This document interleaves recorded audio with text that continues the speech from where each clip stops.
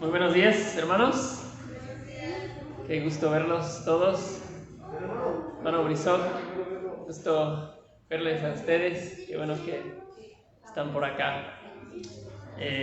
Vamos a ir a la lección 5, sesión 5. Si traes tu librito de Unidos, el libro número 3. ¿Cómo se llama? El llamado, ¿verdad? El título del libro, El llamado. Y el título de la lección hoy es El costo de un discípulo. No sé, siento que le hubieran puesto el costo del discipulado, porque, no sé, o el costo de ser un discípulo, porque suena como que se está vendiendo discípulos o algo. Pero ese es el título que le pusieron. Pero antes de entrar, vamos a orar, pedir que Dios nos ayude. Señor, muchas gracias te damos que tú nos permites estar aquí. Señor, gracias que podamos estudiar tu palabra en este lugar. Señor, gracias por tu provisión de este lugar. Señor, tú eres bueno con nosotros. Padre, la lección que vamos a ver ahorita es un poco desafiante en algunos sentidos. Y Señor, yo pido que nos des oídos y corazones para escuchar y ver que tú eres bueno. Todo lo que tú pides de nosotros es bueno. Y haznos dispuestos, Señor, a responder a ti y a tu palabra y vivir acorde con ella. En nombre de Jesús oramos. Amén. Muy bien. Pues vamos rápidamente a ver la introducción. Pues voy a leer lo que dice al inicio y luego nos da unas citas de este hombre Dietrich Bonhoeffer. Dice, Dietrich Bonhoeffer fue uno de los teólogos y pensadores más destacados del mundo en el siglo XX. Se le recuerda más por su valor al enfrentar la oleada de maldad que arrasó con su país. Bonhoeffer pastoreó iglesias en Alemania durante la Primera y Segunda Guerra Mundial y vio los cambios en la iglesia alemana bajo la presión del creciente régimen nazi. Cuando la iglesia alemana dio su apoyo oficial a la agenda Bonhoeffer se separó y dirigió el establecimiento de una nueva iglesia que se basaba en las escrituras. Él abandonó la seguridad que disfrutaba en los Estados Unidos para regresar a Alemania durante el tiempo más encendido de la guerra para unirse al movimiento de resistencia. Entonces, Bonhoeffer fue un pastor, un teólogo, escritor. Escribió un libro que se llama precisamente El costo del discipulado, que no lo he leído completamente, unas partes, muy bueno, pero si me das, Shania, la siguiente, hay unas citas, no sé si van a alcanzar a leer desde ahí, unas citas de este hombre acerca de lo que significa ser un discípulo de Cristo. Esa es la primera, dice, soportar la cruz no es una tragedia. El sufrimiento es lo que constituye el fruto de una exclusiva lealtad a Jesucristo. ¿Qué creen que está diciendo Bonhoeffer con esa cita? ¿Alguien lo puede interpretar para nosotros?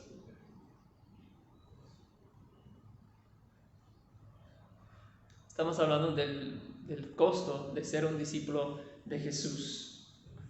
Tal vez de alguna manera el sufrimiento en los hijos de Dios es una muestra de que realmente estamos siguiendo a Jesús, que no nos estamos amoldando al mundo, al sistema que controla todo. Sí. Sí, dice que es lo que constituye el fruto, entonces tal vez es como si esa demuestra una lealtad exclusiva a Jesús. Sí, pero es interesante que dice soportar la cruz, sufrir, no es una tragedia, sí, más bien es parte de lo que significa seguir a Jesús, ser leal a Jesús. Eso implica sufrimiento. Dame la siguiente, Shania. Dice, esa es su frase más famosa del Bonhoeffer. Dice, cuando Cristo llama a un hombre, le pide que venga y muera. ¿Sí? ¿Cuántos han oído esa frase anteriormente? Sí, varios de ustedes, ¿no? Cuando Cristo llama a un hombre, le pide que venga y muera. ¿Qué cosa, no? Que salir a evangelizar. Cristo te invita a venir y morir. Es fuerte. A ver la siguiente. Ahí dice, una gracia costosa es un tesoro escondido en el campo. Por esta un hombre sale y vende todo lo que tiene. Es la perla de gran precio por la que el comerciante vende todos sus bienes. Es el gobierno majestuoso de Jesús por el cual el hombre se saca el ojo que le hace tropezar. Es el llamado de Jesús por el que el discípulo deja sus redes y lo sigue. ¿Sí? Entonces, hay un costo implícito en lo que Bonhoeffer afirma aquí, ¿verdad? El hombre sale y vende lo que tiene para obtener ese tesoro que es Jesús. Es la perla de gran precio. El comerciante dice, yo encontré esa perla y aunque tengo que vender todo para conseguir esa perla, lo hago porque es de gran valor. El hombre saca el ojo que le hace tropezar, está dispuesto a hacer sacrificios importantes para seguir a Jesús, llamado por el que el discípulo deja sus redes y lo sigue. Eso es lo que vimos con los discípulos, ¿verdad? Dejaron su vida, sus negocios, todo de que vivían para seguir a Jesús. ¿Sí? ¿Algún comentario, algo que te impacta de lo que dice Bonhoeffer en esas citas? Impresionante que él no solo lo escribió, lo vivió, terminó muerto, creo que ahorcado, no estoy seguro, por el régimen nazi, por oponerse a toda la maldad que se desató en su país. ¿Sí? Dejó, como dice ahí arriba, vivía en Estados Unidos, ahí la guerra no estuvo tan fuerte, regresó a su país precisamente para estar ahí, para animar a los creyentes, dirigir una iglesia en medio de la guerra, y pues le costó su vida. Sí. Entonces, eso es lo que vamos a ver en la lección. Como discípulos de Jesús, el llamado a seguir es un llamado al modelo de la vida de Jesús. Sí. Y Jesús no tuvo una vida agradable, no tuvo una vida cómoda. Él vino con el objetivo de sufrir. ¿Sí? Vino a salvar a otros, pero sabía muy bien lo que le iba a implicar, mucho sufrimiento. ¿Sí? Entonces, si queremos nosotros seguirlo, tenemos que nosotros estar dispuestos a lo mismo, ¿sí? Entregar nuestras vidas por Él. Él entregó su vida por otros, nosotros de igual manera tenemos que estar dispuestos a entregar hasta nuestra vida. ¿Sí? Vamos a leer en unos minutos que el que quiere salvar su vida, la perderá. ¿Sí? No necesariamente significa físicamente vamos a morir, pero vamos a morir a muchas cosas, necesariamente. ¿Sí? Ok, vamos a la siguiente sección, conoce la historia. Conoce la historia. Y vamos a Lucas 9.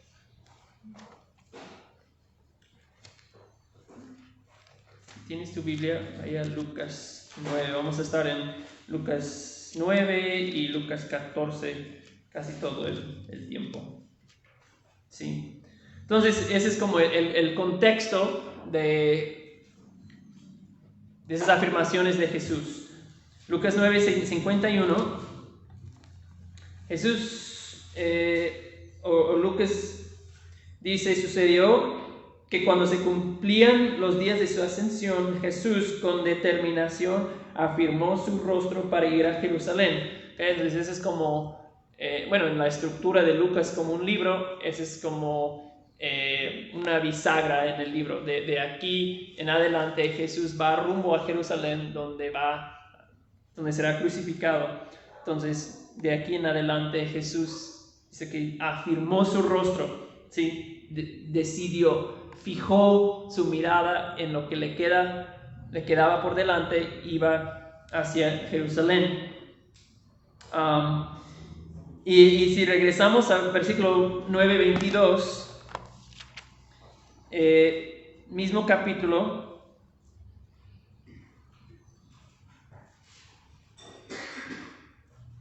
justo antes de que Lucas dice que afirmó su rostro para ir a Jerusalén, dice que Jesús le habla a sus discípulos y les dice algo que seguramente era muy chocante para ellos.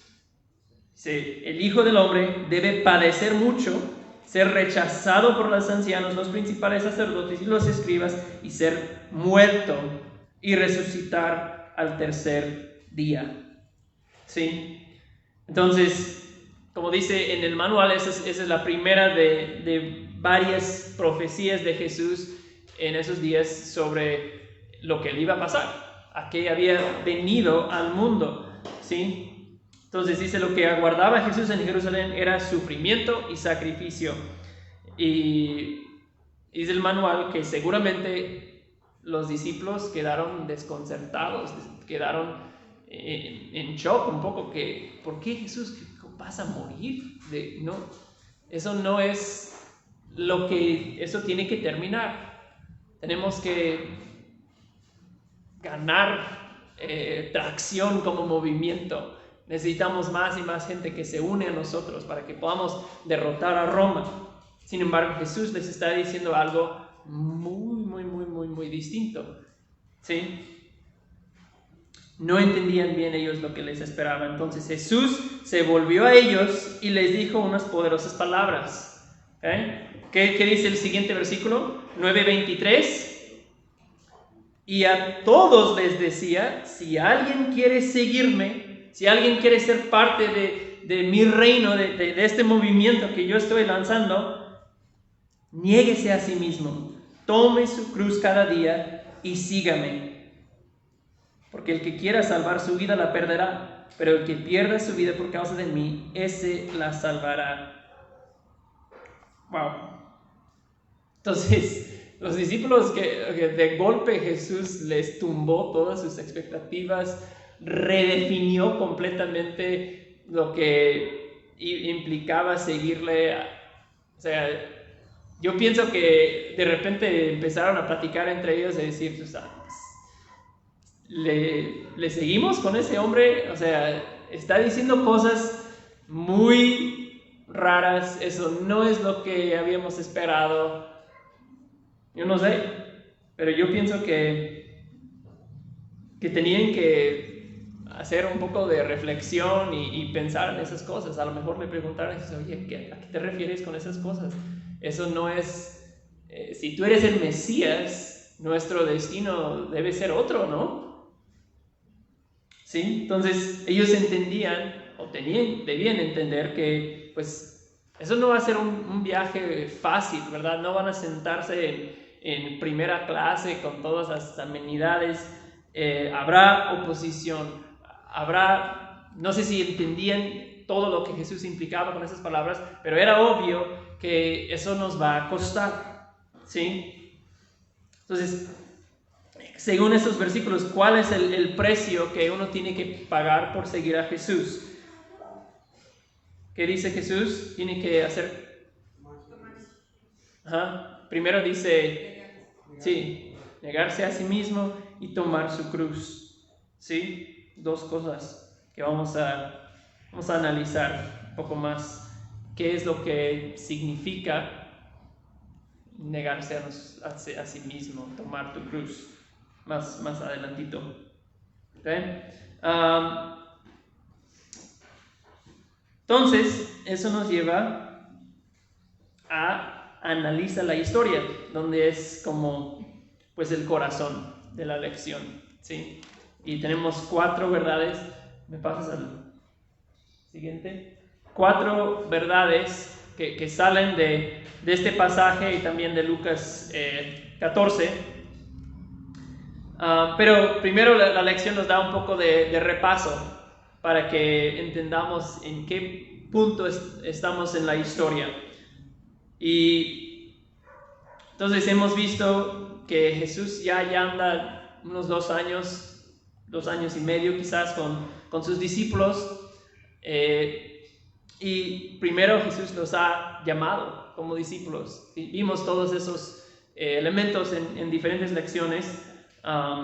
Los dice en Juan 1, dice, vengan y ven. Que Jesús quería que vinieran con Él, que entendieran quién era, su identidad, que conocieran su afirmación de ser el Mesías. Después Jesús los llamó a seguirlo, ¿verdad? Y les dice que yo les haré pescadores de hombres. Y es lo que hacían, ¿no? Viajaban de pueblo en pueblo haciendo discípulos, predicando la palabra. Ellos estaban aprendiendo qué significaba seguirlo, aprendiendo de su ejemplo. Y luego de los discípulos que iban con él, pues nombró a 12 en particular, los apóstoles, para pues, capacitarlos, invertir más tiempo en ellos, y luego los envía a predicar. De 2 en 2 salen a predicar. Creo que es al regresar de ese tiempo de predicación que Jesús les revela claramente su identidad. Dice, yo soy el Mesías. O dice, bueno, diferentes evangelios lo relatan de manera un poco distinta, pero al final ellos entendían sin lugar a dudas, ese es el Mesías. Ese afirma ser el Mesías que hemos esperado. ¿Sí? Entonces, una vez que ellos entendían, ese es el Mesías, estamos en la presencia del Mesías, somos parte del círculo íntimo de ese Mesías, es cuando Jesús empieza a revelarles qué es lo que significa seguirle, qué es lo que les va a costar seguir a Jesús.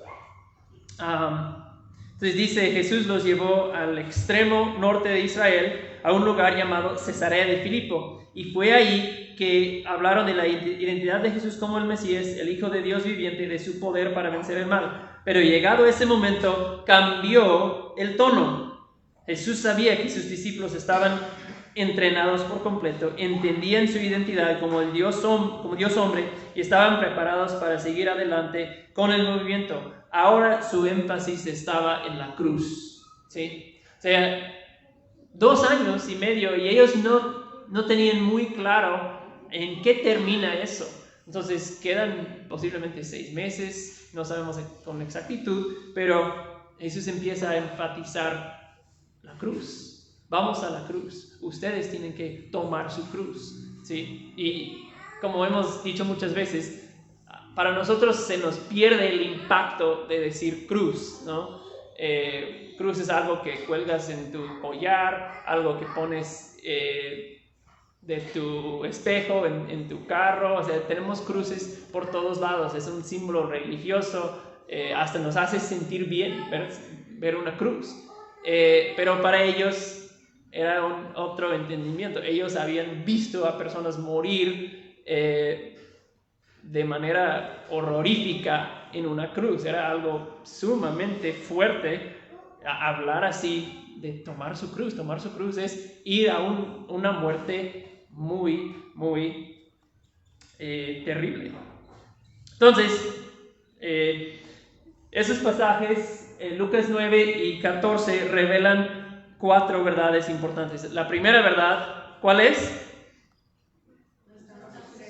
No estamos exentos. ¿Qué significa ser exento? Fuera de, okay. Libre de una obligación, algo así, ¿sí?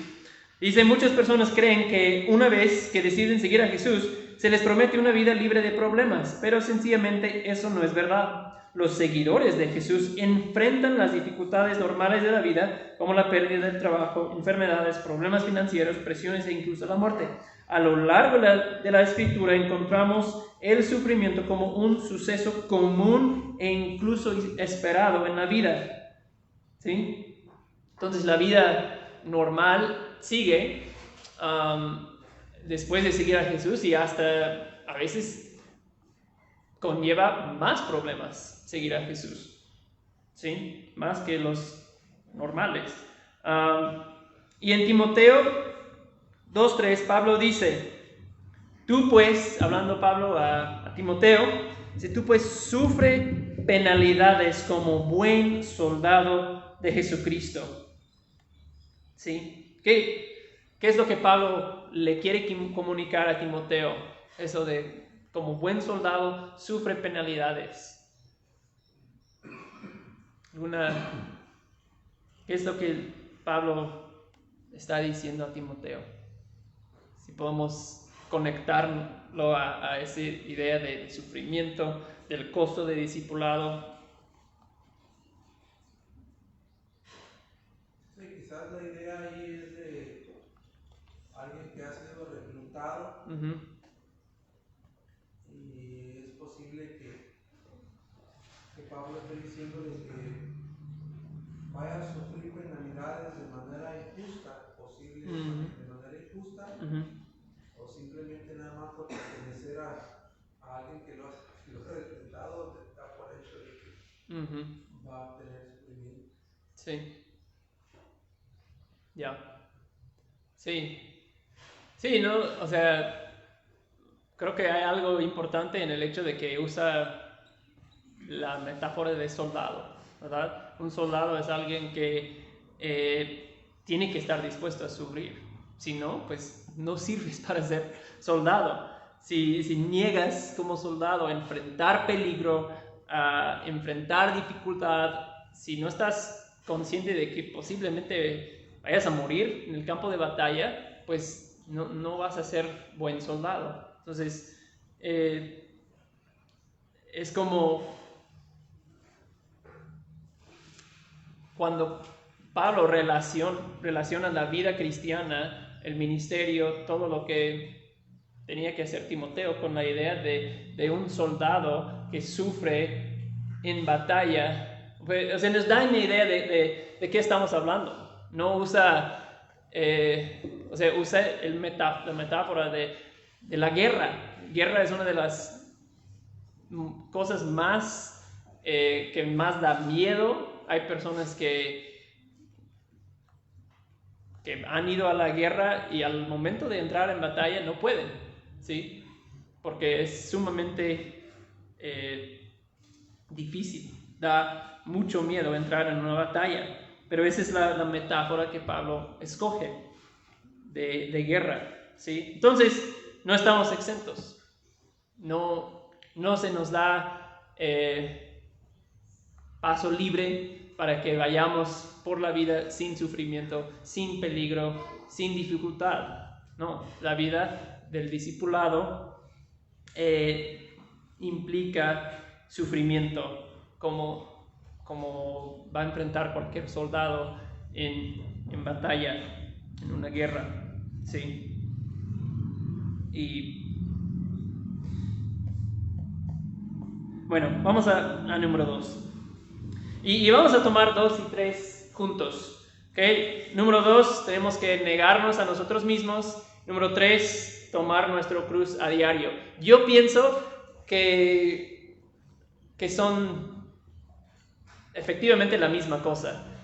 Negarnos a nosotros mismos y tomar nuestro cruz son dos formas de decir prácticamente la misma cosa. Entonces los vamos a tomar juntos. Primero, en el libro dice, a medida que Jesús avanzaba hacia la cruz y sus sufrimientos, llamó a sus discípulos a negarse a sí mismos. Si alguno quiere venir en pos de mí, niéguese a sí mismo, tome su cruz cada día y sígueme. Lo que acabamos de leer en Lucas 9.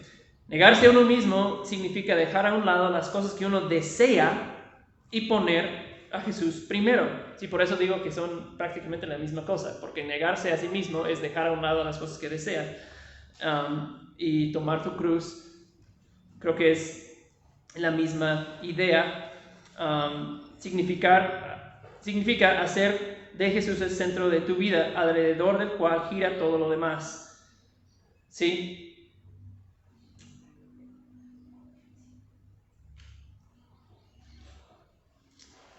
Hay una pregunta ahí.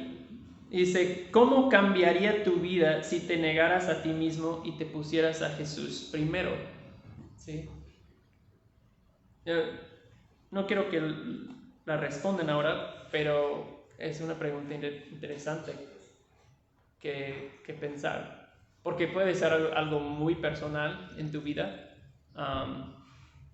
pero seguramente hay algo que todos nosotros podríamos anotar ahí. Sí, que si yo realmente me negara a mí mismo, si pusiera a Jesús primero, eso cambiaría en mi vida. Quizás un cambio en tu vida social, un cambio económico, un cambio en tu uso de tu tiempo, no sé. Y dice cada día, no solo es de los domingos o los miércoles en la noche cuando vayas a la iglesia, es cada día ese negarse a sí mismo, ¿sí? Y número 3, tomar nuestro cruz a diario. Y yo digo que, otra vez, que yo veo muy relacionado esas dos ideas de negarse a sí mismo y tomar nuestro cruz a diario. Y vamos 2 capítulos adelante a Lucas 14 y vamos a ver unas cosas que Jesús dice aquí que son bien tremendos. ¿Alguien me ayuda a leer de Lucas 14, de 25 al final del capítulo, a 35, 25 a 35? Una gran multitud seguía a Jesús. Él se dio vuelta y les dijo, si quieres ser mi discípulo, debes aborrecer a los demás, a tu padre y madre, esposa e hijos, hermanos y hermanas. Sí, hasta tu propia vida. De lo contrario, no puedes ser mi discípulo. Además, si no cargas tu propia cruz y me sigues, no puedes ser mi discípulo. Sin embargo, no comiences sin calcular el costo, pues ¿quién comenzará a construir un edificio si primero calcula el costo para ver si hay suficiente dinero para terminarlo? De no ser así, tal vez termines solamente los cimientos antes de quedarte sin dinero. Y entonces todos se reirán de ti y dirán, allí está el que comenzó un edificio y no pudo terminarlo. ¿O qué rey entraría en guerra con otro rey sin primero sentarse con sus consejeros para evaluar si su ejército de 10,000 puede vencer a los 20,000 soldados que marchan contra él? Y si no puede, enviará una delegación para negociar las condiciones de paz mientras el enemigo todavía esté lejos. Así que no puedes convertirte en mi discípulo sin dejar todo lo que posees. La sal es buena para condimentar, pero si pierde su sabor, ¿cómo la harán salada de nuevo? La sal sin sabor no sirve ni para la tierra ni para el abono. Se tira. El que tenga oídos para oír, que escuche y entienda. Amén. Gracias, hermana. Qué tremendo esas palabras de Jesús. Muy fuertes. Vamos a analizar un poco este pasaje. Pero la lección, o sea, dice que Jesús llama a sus discípulos al sacrificio. ¿Sí? Que si hay una distinción entre negarse a sí mismo y tomar tu cruz, es como que la cruz enfoca más en la idea de hacer un sacrificio. Dice, después de decirles que se negaran a sí mismos, Jesús les dijo que tomaran su cruz cada día. La cruz era un instrumento de tortura que usaban los romanos, como ya mencionamos. Era un símbolo de sufrimiento y muerte. Para sus discípulos, tomar su cruz cada día implicaba su disposición a sufrir por el nombre de Jesús. Y aunque eso implicara la muerte en una cruz, hoy Jesús nos llama a seguirlo, incluso cuando hacerlo pudiera tener un alto precio. ¿Sí? Entonces, lo que vimos en los versículos que la hermana Chely acaba de leernos es que Jesús vuelve a decir lo mismo que ya dijo en capítulo 9 de el que no carga su cruz y me sigue no puede ser mi discípulo. Lo vuelve a decir. Pero es interesante, todo ese pasaje me impresiona, porque empieza 25 y eso como que nos da una idea de, ¿cómo decirlo?, de lo que Jesús, su actitud hacia sus seguidores, ¿sí? ¿Qué es lo que Jesús buscaba en las personas? Y la verdad, cuando analizas todo es como de, híjole, realmente ese es el Jesús que seguimos, porque es muy fuerte. Porque empieza y dice, grandes multitudes acompañaban a Jesús, ¿sí? No dice una gran multitud, dice grandes multitudes. O sea, estamos hablando de mucha gente, multitudes, ¿sí? Impresionante. Seguramente a los discípulos les encantaba eso. Eso sirve en nuestro propósito de que nuestro movimiento siga cobrando más fuerza y popularidad entre la gente. Eso es buenísimo. Pero parece que a Jesús no le impresiona tanto, porque vuelve y les dijo, si alguien viene a mí, o sea, multitudes detrás de ti, y de repente volteas y empiezas a decirles, oye, si no aborreces tu padre, tu madre, mujer, hijos, no puedes ser mi discípulo. Y yo veo a los discípulos y dicen, oh Jesús, ¿por qué sigues con este discurso? Eso no va a funcionar. Bájale tantito, ¿no? Te pasas de lanza con tus discursos bien fuertes, la gente se va a ir, ¿no? Y Jesús parece que es precisamente lo que quería. Si no aguantas lo que te estoy diciendo, si no estás dispuesto a entender que esas fuertes declaraciones, entonces sí, mejor regreses a casa, ¿no? O sea, ver la iglesia llena no le impresionaba mucho a Jesús. Entonces, en 26, 27 repite o agrega lo de aborrecer a su padre, madre, cargar su cruz, ¿no? Es como que Jesús vio la multitud y dice, a ver, seguro que todos deben estar aquí, no se equivocaron de lugar algunos, porque yo no veo que todos están con esa disposición de ser mis discípulos, y si esas son las condiciones, si no quieres cumplir con esas condiciones, no puedes ser mi discípulo, así de simple, ¿sí? Es impresionante lo que Jesús dice, como que está bien que me sigan, pero nada más que para que entiendan, puede que para la tarde vayamos todos cargando nuestra cruz, subiendo el cerro ahí para ser crucificado, ¿sí? ¿Están dispuestos a cargar su cruz conmigo? O sea, así lo habrían entendido, cargar su cruz, eso es lo que significaba, ir a tu muerte. Y una muerte de tortura, una muerte horrible. ¿Sí? Entonces, estamos hablando del costo, ¿sí?, del discipulado. Y Jesús los dice de entrada. Eso tiene un costo alto. Solo para que estén enterados, ¿no? Antes de comenzar, tienen que saber qué es lo que implica seguirme. Y luego da como que 3 ejemplos de que como explican el costo de discipulado, qué es lo que implica seguir a Jesús. Y la primera es de edificar una torre, ¿sí? Y habla de como una obra inconclusa, ¿sí? Dice, si el dueño, el que está edificando una torre, pues arranca con la construcción y está diciendo a todo el mundo, oye, voy a hacer una torre en medio de la ciudad, ¿no? Un gran empresario, y voy a hacer mi torre, ¿no? Pero si no calculó bien y no le alcanza para terminar su torre y queda la obra a la mitad, pues ¿de qué sirve? La torre no es útil, no es una obra terminada, ¿sí? Y además es una vergüenza, ¿sí? O sea, Jesús está usando eso como ejemplo de, oye, cuando me refiero a lo que cuesta seguirme, cuando hablo de los que pueden ser mis discípulos, los que solo dan la mitad, no pueden venir. Esa es una vergüenza. No contó bien lo que iba a implicar, lo que iba a costar. Y luego, en 31, habla de ir a la batalla. Y dice, ¿qué rey cuando sale al encuentro con otro rey para la batalla no se sienta primero y delibera si con 10,000 hombres o si necesita 20,000 para enfrentar el ejército del enemigo?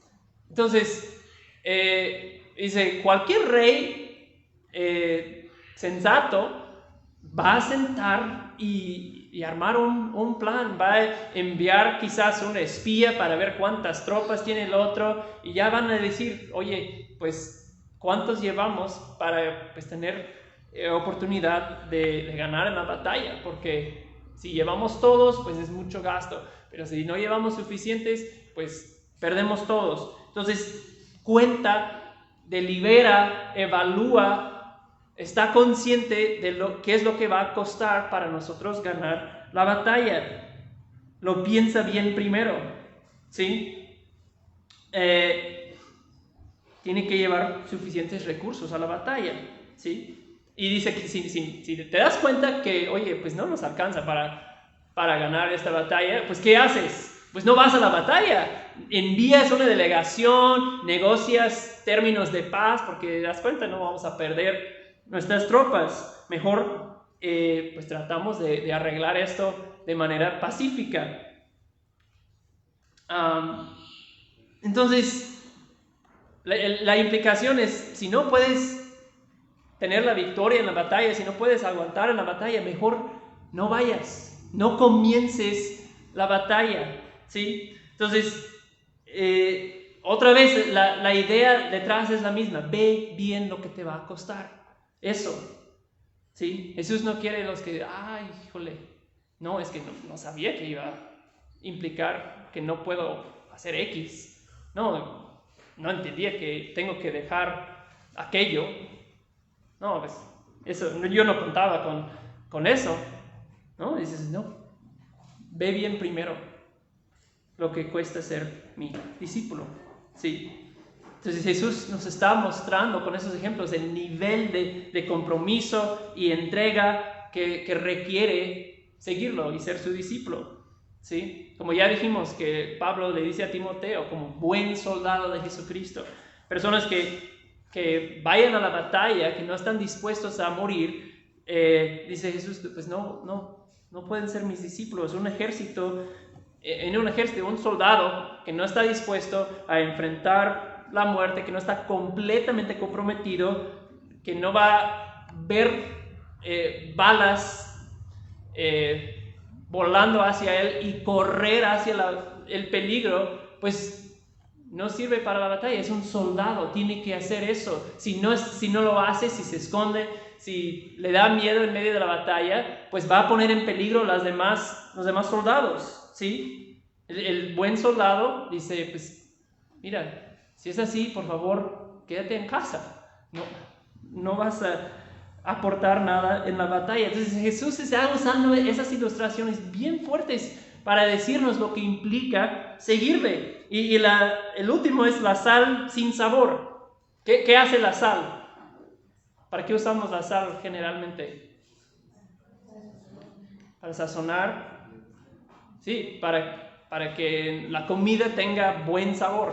Le echamos sal, ¿sí? Pero Jesús dice que la sal que ha perdido su sabor, ¿para qué sirve?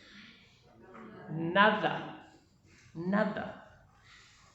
No, es una cosa, sal sin sabor es una cosa completamente inútil. O sea, ni para alimentar el perro sirve ese sal. Es una cosa que ya no tiene propósito alguno, ¿sí? Y es interesante que la sal que ha perdido su sabor, pues todavía parece sal, ¿sí? Lo ves y no te das cuenta que ya no tiene sabor. Parece como sal, pero no tiene sabor, no enriquece nada, no sazona nada, no preserva nada, ¿sí? Entonces, una vez más, con esa ilustración de la sal, Jesús está diciendo, si no estás dispuesto a tomar tu cruz, negarse a sí mismo, pagar el precio,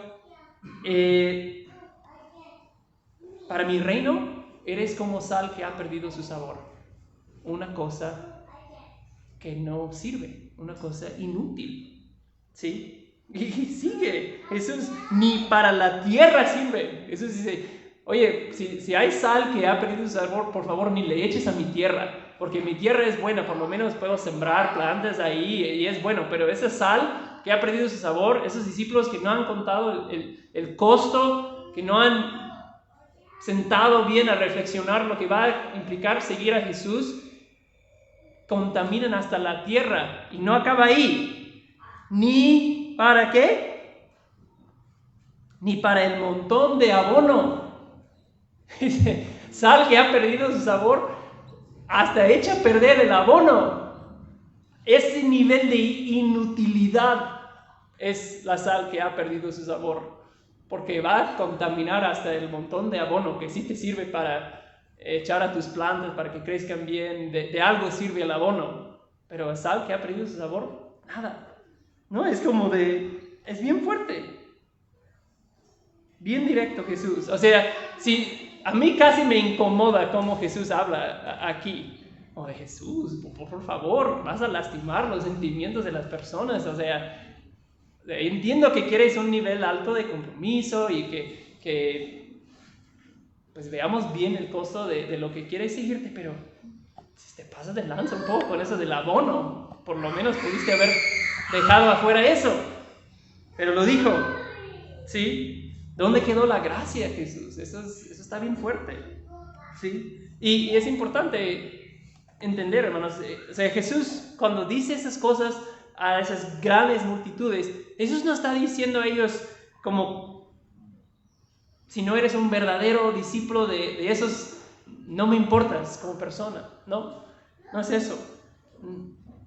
Está diciendo, si quieres ser parte de mi reino, un discípulo mío, esas son las únicas condiciones aceptables, ¿sí? No quiero compromisos superficiales. No quiero que la persona, como la parábola de las 4 tierras, ¿no? La persona que se emociona. Sí, Señor, yo te voy a seguir hasta el fin del mundo. Y de repente las cosas se ponen difíciles y se agüita y se va. ¿Sí? ¿Sí? Jesús no quiere esos discípulos que sufrimiento viene y se marcha, ¿no? Pero quiero que pensemos un poquito, tomar nuestra cruz, negarnos a nosotros mismos en la práctica, día tras día. ¿Cómo se ve eso? ¿Cómo me niego a mí mismo mañana? ¿Cómo tomo mi cruz el martes? ¿Qué significa en la práctica? ¿Sí? Bueno, creo que tenemos un ejemplo para empezar en la vida de Pablo. Vamos a 2 de Corintios 11. Si eso es lo que Jesús pide de nosotros, que nos negamos a nosotros mismos, que tomemos nuestra cruz, ¿cómo se ve eso en nuestras vidas? Tenemos que saber hacerlo, ¿verdad? Porque si no, no podemos ser sus discípulos. 2 de Corintios 11. Si alguien lo encuentra, puede leer de 23 a 28.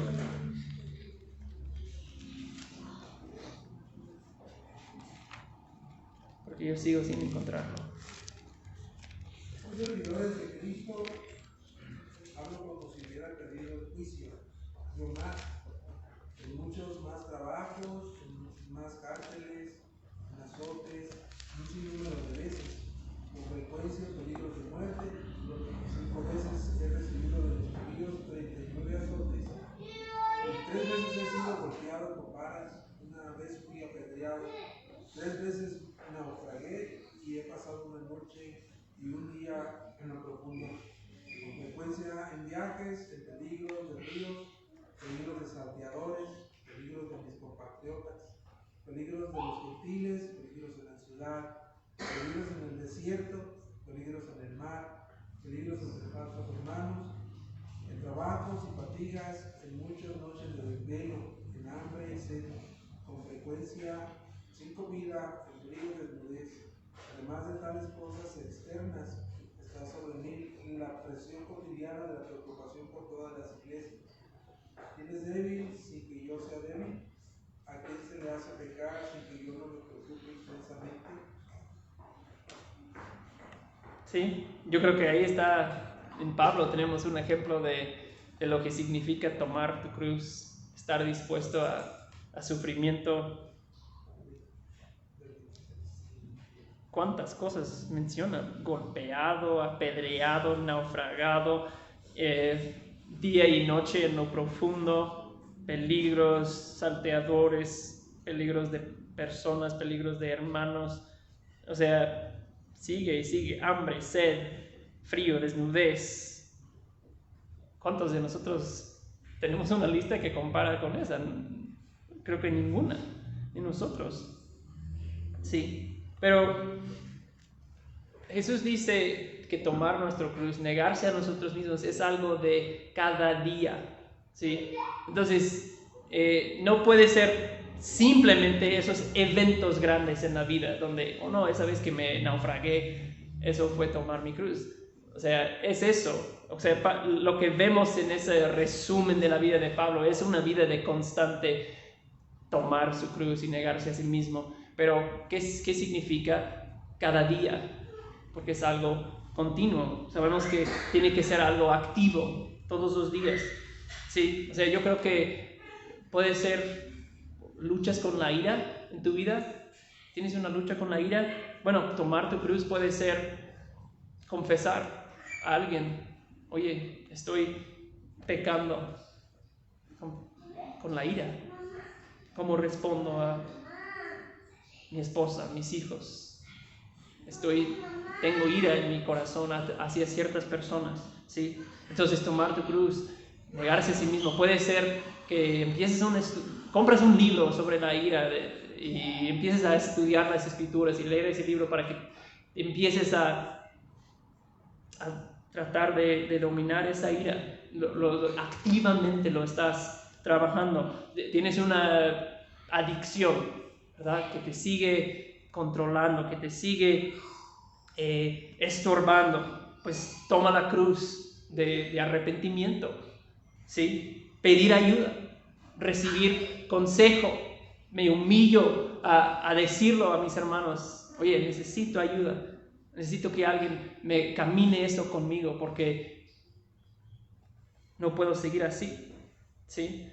Batallando quizás alguien con amargura, ¿sí?, por las cosas que te pasaron en la vida, que tú sientes no fue justo, sientes que tú recibiste lo malo en una situación y tienes esa amargura ahí. Pues tomar tu cruz puede ser perdonar, empezar perdonando a las personas que te han herido. Empiezas a trabajar para poner tu mente en la gracia, el favor que Dios te ha dado. Memorizas las escrituras que te van a ayudar a pelear esa batalla, ¿sí? Todo esto.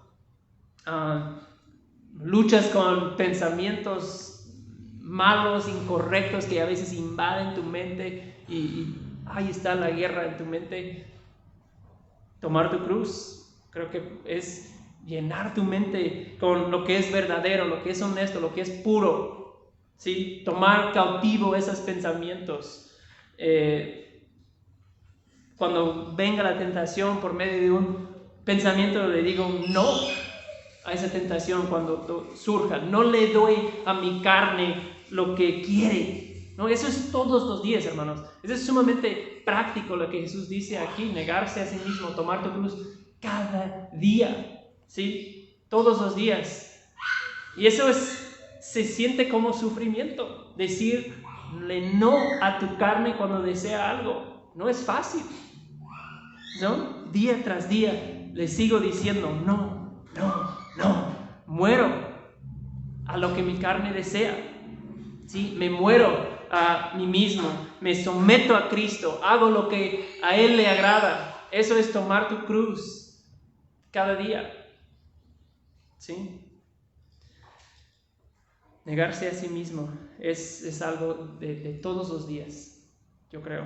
Y si nada más lo dejamos en esa idea de un cruz de madera, o sea, tenemos que bajarlo a nuestra realidad, porque es de todos los días. Y hay muchísimos más ejemplos que podríamos dar. Alguien ¿Tiene uno que le vino a la mente inmediatamente?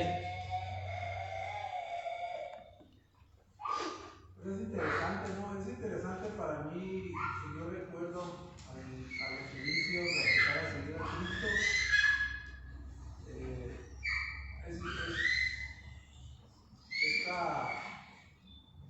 esa metáfora que usa Pablo de un soldado sufriendo penalidades y que después Cristo relaciona precisamente el sufrimiento o las batallas que va a sufrir este soldado. Comienzan en las relaciones interpersonales más cercanas, que son nuestros familiares. Esa cita que leíste, ¿no? Donde dice: el que no aborrece, a su padre, a su madre, a su esposa, esposo, hijos, hasta su propia vida, dice. Cuando estuve leyendo la lección, el pasaje paralelo que está en Mateo, me clarificó un poco más acerca de la palabra aborrecer, porque me quedó como una inquietud ahí. Y Mateo dice, lo interpreta bien y dice: el que ama más. El que ama más a su padre o a su madre, a su hijo, a su esposo, más que a mí, no es digno de mí. Entonces es interesante saber que cuando uno desea realmente tomar decisiones radicales como empezar a seguir a Cristo y ser discipulado, la lucha empieza también con ese tipo de relaciones, ¿no? Ahí creo que en ese ámbito familiar también hay penalidades, ¿no? Como discípulo. Es radical y pues la Biblia no se contradice, ¿no? La Biblia dice que ama a tu padre y a tu madre, no está contradiciendo el mandamiento, sino que está diciendo que, pues que ahí mismo es un círculo de lucha, ¿no? Sí, exactamente. Sí, eso, la idea de aborrecer no es que lo odias, es que a Jesús lo amas más y que seguirle a Jesús puede implicar comportamientos que parecen odio al mundo por el llamado de seguir a Jesús. Sí, muy bien. Bueno, nos queda uno más.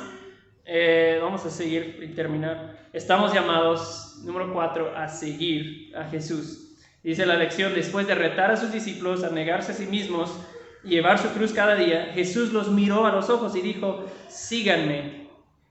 Jesús estaba diciendo que un verdadero seguidor resiste en medio de las dificultades y pruebas, en el sufrimiento y dolor.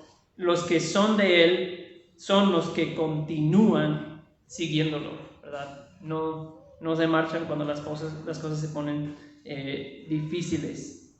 ¿Sí? Y hay una pregunta en la lección, porque todo eso que dijimos es bien retante, o sea, puede ser hasta chocante lo que Jesús dice. Pero dice: ¿cuál es la recompensa por andar con Jesús en el sufrimiento? O podemos extender la pregunta: ¿cuál es la recompensa de ser un discípulo, de pagar el precio? ¿Sí? ¿Cuál es la recompensa? Y lo que hemos visto, y eso me encanta de Jesús, es que Jesús no esconde la etiqueta del precio, ¿verdad?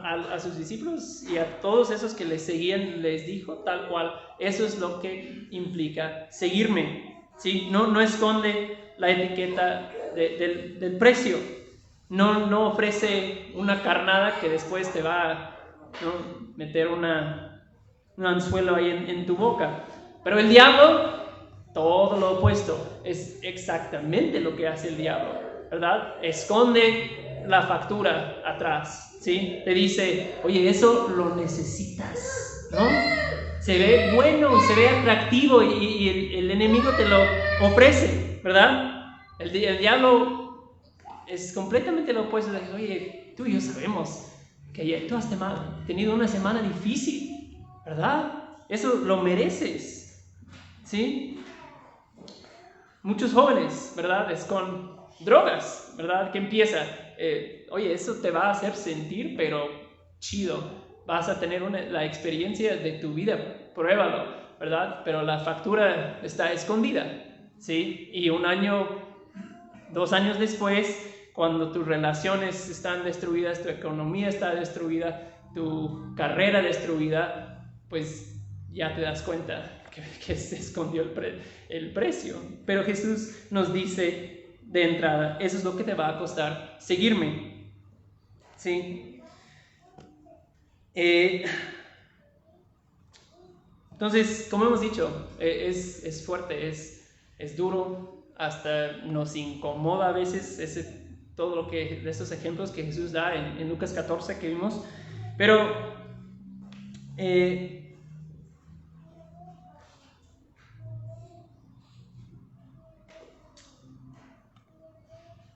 a ver,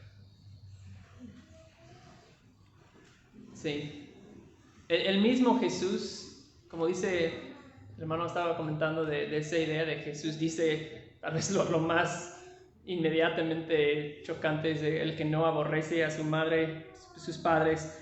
El mismo Jesús que puede decir esas palabras, que puede decir el que no renuncie todas sus posesiones, no puede ser mi discípulo. O sea, y Jesús lo dijo en serio, no estaba tartamudeando, lo dijo en serio, pero ese mismo Jesús también puede decir, vengan a mí, ¿verdad? Todos los que están cansados y cargados, yo los haré descansar. Tomen mi yugo sobre ustedes y aprendan de mí que yo soy manso y humilde de corazón y hallarán descanso para sus almas, porque mi yugo es fácil y mi carga ligera. O sea, el mismo Jesús puede decir las dos cosas, ¿sí? Eso me llama la atención, que el costo de Jesús, seguir a Jesús es alto, ¿sí? Pero resulta que el yugo del mundo pues te exige una carga muy pesada también. Si tú has caminado algunos años en el yugo del mundo, ¿verdad? Tú sabes, ¿sí? El yugo de buscar la satisfacción en cumplir mis deseos, el yugo de tener que agradarme a mí mismo constantemente, el yugo de tratar de quedar bien con otros siempre, el yugo de vivir sin paz, el yugo de vivir con la culpa de tus pecados pesando sobre tu corazón. Si has caminado un tiempo así, te das cuenta que el yugo de Cristo, por dura que sea en esos pasajes que hemos leído hoy, realmente es una carga ligera, ¿sí? Por eso Jesús dice, mi yugo es fácil, mi carga es ligera. Una vez Pedro dijo a Jesús, como en compañía de los discípulos, y Pedro estaba como diciendo, no, pues pobre de nosotros, ¿verdad? Porque hemos dejado nuestros negocios y familias. Dice, nosotros lo hemos dejado todo y te hayamos seguido. Sí, y si lees el contexto, el tono de Pedro es como de, no, pues mira a nosotros, qué lástima que todo lo hemos perdido por seguirte. Y a lo que Jesús le responde, y lo diría a nosotros a la luz de esas fuertes declaraciones que hemos visto hoy, dice, ¿sabes qué, Pedro?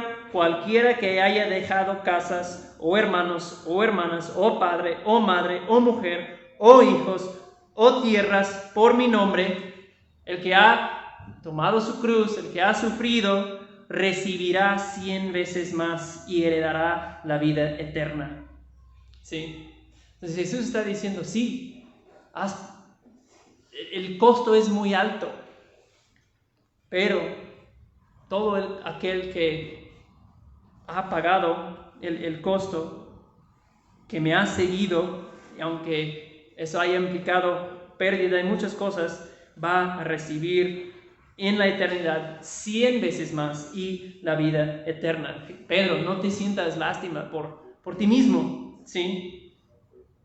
Entonces, eso me consuela, ¿no? Que quiero sentir lo fuerte de lo que Jesús dice que implica seguirle, pero por otro lado ver que es un Jesús que dice, sí, te va a costar todo, pero a la misma vez mi yugo es fácil, mi yugo es ligera, ¿sí?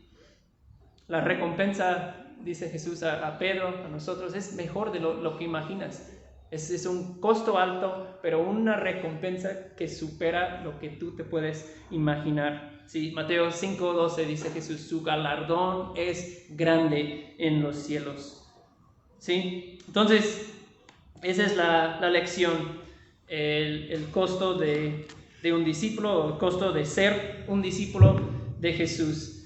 Y pues yo invito, hermanos, que vuelvan a estos pasajes, a Lucas 9, a Lucas 14, y lean esos textos, y pues es buen momento, ¿no? Para que te evalúes a ti mismo. Estoy dispuesto a pagar el precio por lo que implica seguirle a Jesús, ¿sí? Y podemos siempre saber que esa realidad, su galardón es grande en los cielos, el costo es alto, la recompensa supera por mucho cualquier costo que tengamos que pagar, ¿sí? ¿Algún comentario para terminar? ¿Algo que te ha llamado la atención? 1, 2, 3.